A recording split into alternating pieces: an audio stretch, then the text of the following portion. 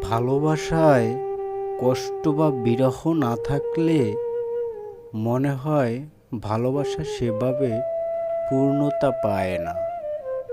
ইতিহাস ঘাঁটলে দেখা যায় সব ব্যর্থ প্রেমগুলোই অমর প্রেম হিসাবে ইতিহাসের পাতায় ঠাঁই করে নিয়েছে।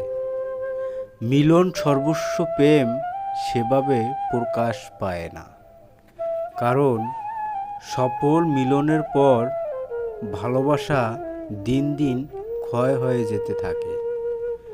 ব্যর্থতা কিংবা বিরহ প্রেমকে অন্যরকম মহিমা দেয়। অসাধারণ সব কিছুই মানুষকে টানে।